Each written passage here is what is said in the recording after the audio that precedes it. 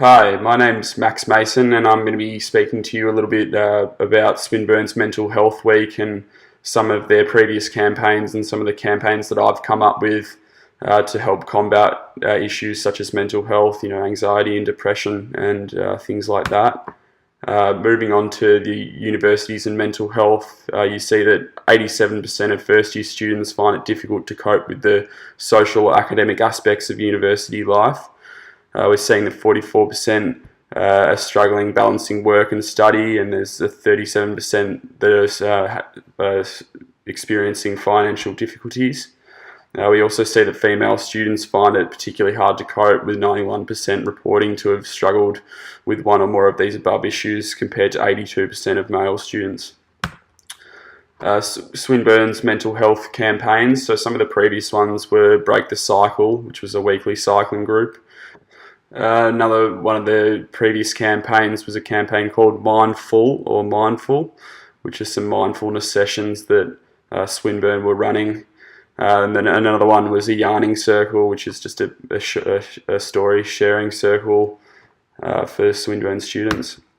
Moving on to my target audience, so I'm specifically targeting students aged 18 to 24 that are struggling with mental health or basically anyone of interest.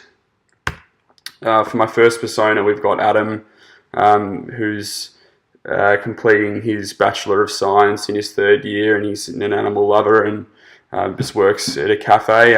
But some of his main frustrations are not having the family support that he was used to during his VCE. He struggles with social anxiety, as well as the anxieties that derive from an increased workload. For my second persona, we've got Tilly, who had no motivation to really study for the few years after finishing school, but have just recently found that spark. But some of her frustrations were not earning a big enough wage for 2 days a week of work to support herself, and she's had to resort to a youth allowance as a means to meet those basic bills. For my third persona, we've got James Chan, who finished at Brighton Grammar with a 99.95 ATAR. He's always had an interest in architecture, but he lost his parents unfortunately when he was 3 years old. So he's just got that sort of depression and anxieties that derive from that, and he's also failing a few subjects at the moment and lacks a bit of support that he needs. So the Break the Cycle cycling group, some of the strengths that I found was that it supports healthy and an active lifestyle. It boosts endorphins. Students will feel better about themselves. It adds to a routine. But the weaknesses in that were a lot of students found it difficult to exercise. Students may not have access to a bicycle, and it only targets students that are specifically into cycling.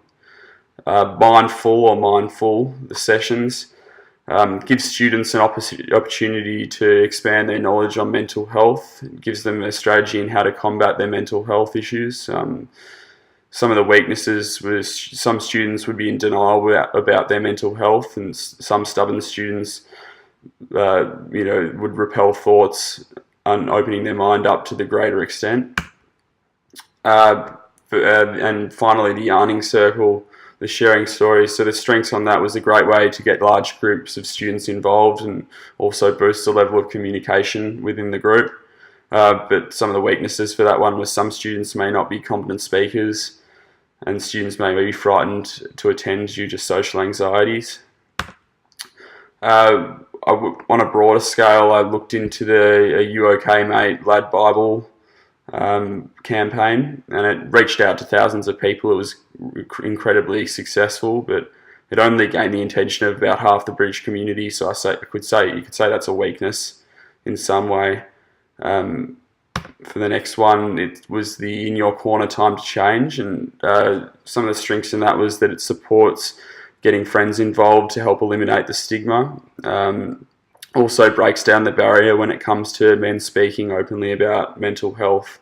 One of the weaknesses in that was that men may feel as though they don't need anyone in their corner, as they can overcome the hardships in silence, which is not the right way to go about it, but is reality. Another one was the Here For You Instagram hashtag. I think this campaign was quite successful because it spread the word quite quickly through social media. Here's one of my positioning maps where I've added in 3 of my concepts amongst the ones that I've just spoken about. And basically this one's stacked up against target specific groups, against unifying all groups, and then social media oriented versus websites and commercial based. For my second positioning map, it was about less participation versus greater participation, and then from the left provides messages compared to providing resources.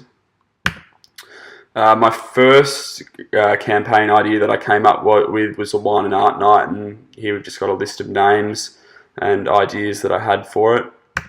My second one was an exhibition that would boost awareness about mental health through the exhibited works from the wine and art night, and specific sort of other installations and artworks that could be exhibited. And my last campaign idea was a petting zoo, where we could set up a mobile zoo out the front of the library in the atrium, where it could act as a bit of a stress relieving viewing for students during exam week, or in particularly Swinburne's mental health week.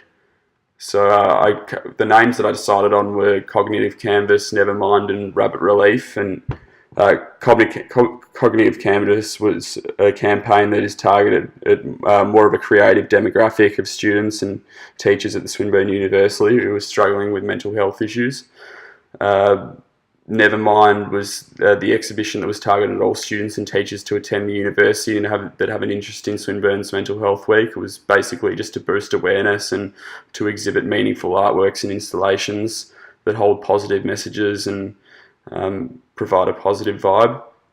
And then Rabbit Relief was the petting zoo campaign idea, where the mobile zoo would be set up with rabbits and other various animals that to lower stress levels of students during Swinburne's Mental Health Week.